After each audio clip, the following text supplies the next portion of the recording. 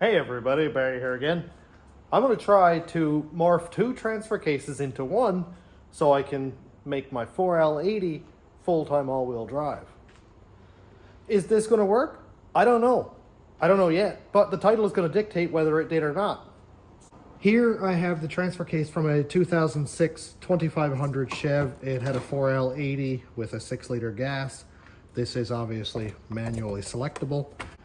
And what I'm looking for is this input shaft right here. This is a 32 spline input shaft. And this is a transfer case from an 06 Escalade that has, I think it's a 27 spline input. I need to switch out for that input shaft into a transfer case like this. Not this one specifically. I have an NP149 or NV149, but that's irrelevant. 3/4 ton input shaft into half-ton input shaft. Let's find out if it's going to work. I'm just doing the testing in this transfer case because I don't care if I destroy it. It's just an old unit and doesn't matter, which makes it a perfect test piece. Now, it's been a while since I took one of these transfer cases apart, and when I did, it was always for scrap. So as far as I remember, all I got to do is basically take out all these perimeter bolts, pull the front housing off, or rear housing, depending on which way you look at it. I don't know if this speed sensor will have to come out, but I'll deal with that after. Then basically pull all the guts out until I can get at the input shaft. So I'm gonna go buzz these off. I won't bore you with that. We'll check right back. Got all the bolts out around the perimeter. Surprisingly, they weren't corroded up too bad. You're gonna find a little bit of corrosion, but that's pretty normal anyway. And this thing just came loose, so let's see. Ooh, that fluid is nasty. Oh, by the looks of how blue it is, it was auto track fluid. Now I don't remember for sure, but I'm gonna go pull out that speed sensor anyway. I don't need the speed sensor, but why not? I'm a bit of a hoarder, I like to keep everything. Will I have to stand this up? I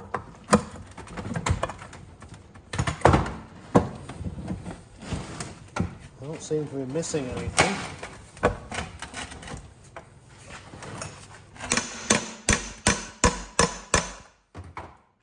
I'm sure that's not good on it.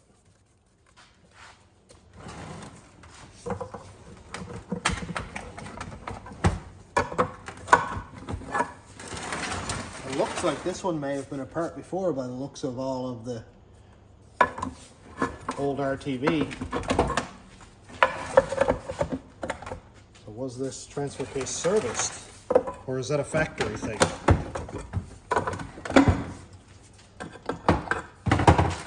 I'm not super familiar. Yeah, so, looks like it's coming apart.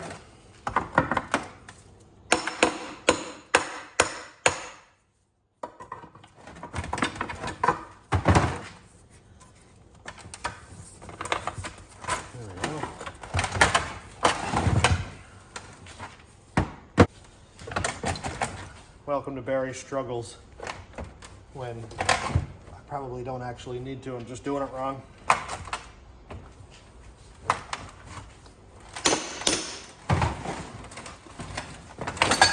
Ooh. All right, there we go. Bits and pieces that I don't care about. Over there. Shift fork doesn't matter. Now, I don't know if it makes a difference where I have a manual transfer case or if there's a difference between electric. I doubt it, because really the only thing I think is different is where the input is. But again, I can't say for sure. And that just seems to spline in on a planetary. That doesn't look very pretty. Is it going to work for me? I don't know.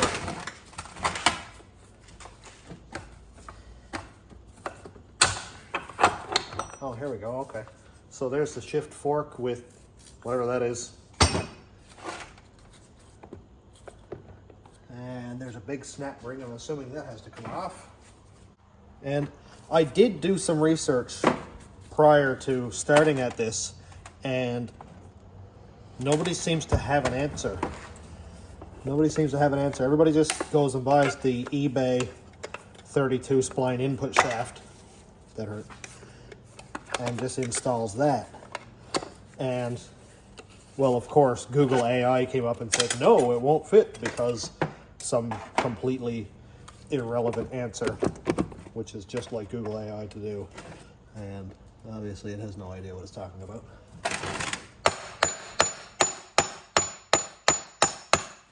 Just giving that a couple motivational tappy taps. Okay, so it is rocking. Now, I'm not 100% sure how this comes apart, so my first instinct is to tip it up on its end, put a piece of board there and give it a whack, because I do have the snap ring out and the planetary gear here. Seems like it's just part of the whole thing, so let's try it. Why not? I've got holes drilled in my table so all the fluid goes down into this tray. So I'm gonna do that so that all the fluid will run into the tray. I couldn't find a piece of wood, but I do have this piece of plate aluminum, which is softer than the input shaft. So let's try it.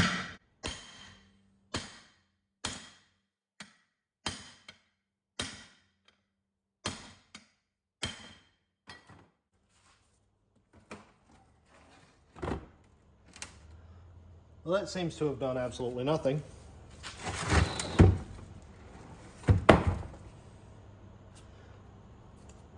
Absolutely nothing. So I wonder how that comes out.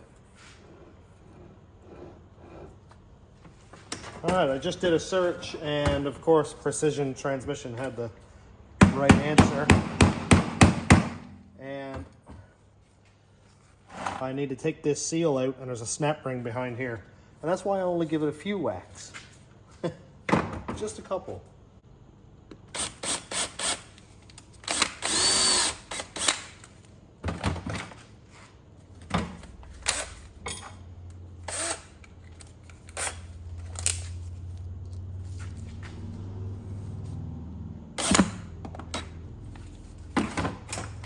So let's try to get that out. Oh, here we go. Oh yeah, there's the snap ring I missed. Look at that.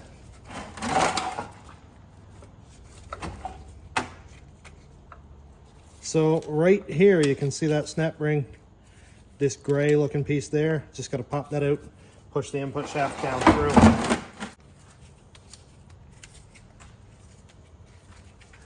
This should do it better.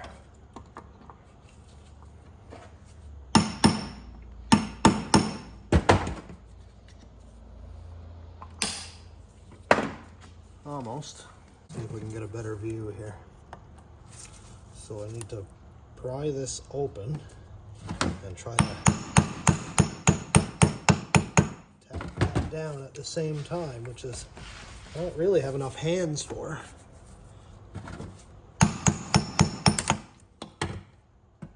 Oh, almost.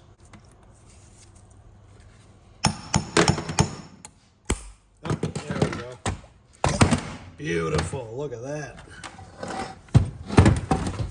All right, so here is the whole planetary setup. I'm sure I don't have to use this piece. Oh, here's another snap ring. Man, I love doing this science stuff. When I can't find any information on the internet, no idea, and then I do it myself and figure it out. Look at that. Okay, so here's our input shaft. The seal surface looks okay enough.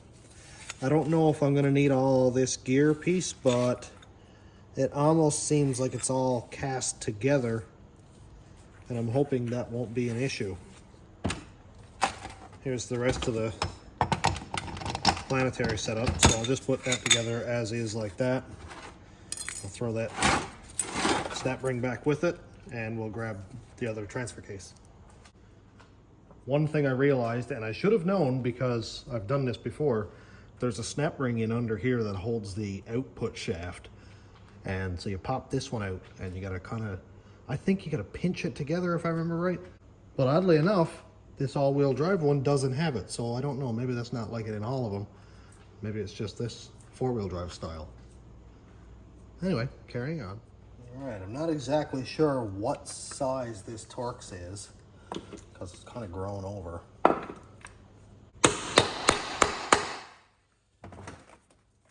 it seems to be going in there.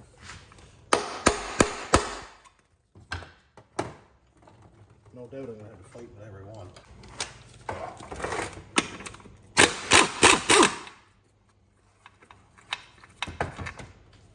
Okay. Only like 25 more to go. Every bolt came out. They all look like that. I just hammered in a Torx socket and hit it with the impact gun. So I should take off that one again, just to make sure. I don't know if it was going to affect anything, but again, why not?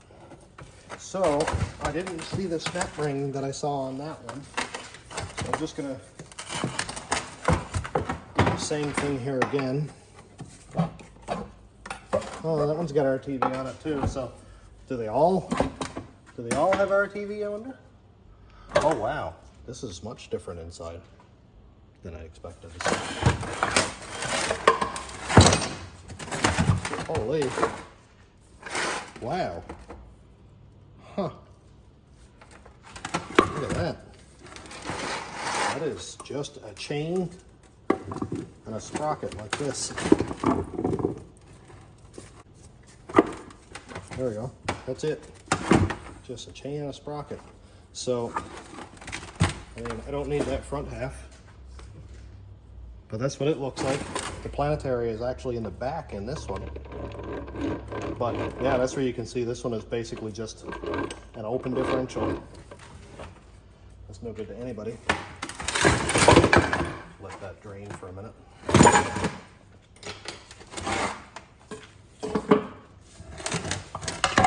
Oh. Huh. Yeah, so the input shaft isn't going to work, I guess. Freaky. I mean, considering this is one and that's the other, I obviously can't go and weld it on.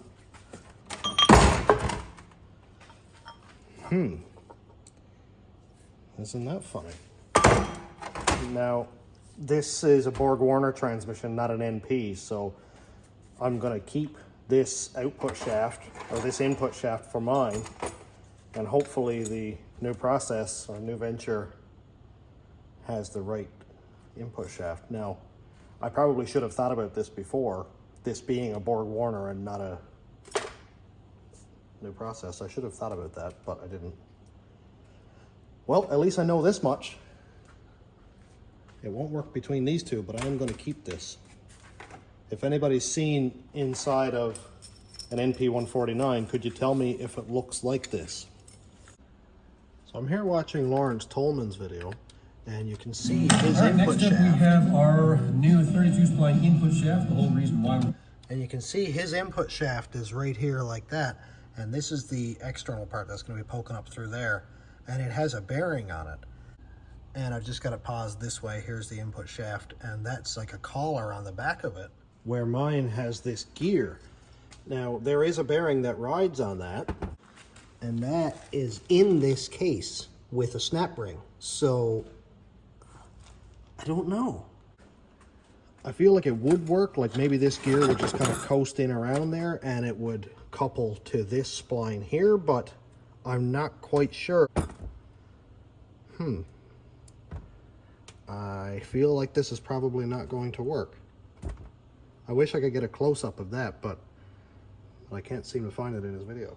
So I'm going to keep this handy anyway, but it seems like this is probably not going to work, but at least I know for a fact that the Borg-Warner all-wheel drive transfer case is not compatible with the 2500 32 spline transfer case. So that answers that question. Next up is NP149, which I'm not going to know for a while, but it's not looking good. So essentially I've got a big old mess and a little bit of information, which is really not that big of a trade. Now this is not a total loss. I like finding good information. But one thing Joey did tell me is he has a 4L80 in his truck and he wasn't quite sure if the transfer case motors were going to be compatible. So he pulled the input shaft out of a 4L80 transfer case like I have, and he put it into like a manually selectable or electric half-ton transfer case, which those are quite a bit different than the all-wheel drive, and they're quite a lot more similar to the transfer case that I pulled this out of. So I think you can do that. I'm not sure of the numbers, but like NP241 or 246 or something like that. Like anyway, the GM half-ton and 3/4 ton transfer cases, I'm pretty sure those input shafts are compatible. So you should be in good shape there. But if you know for sure, please let me know. On to the next one. Thanks for watching, everybody. Have a great day.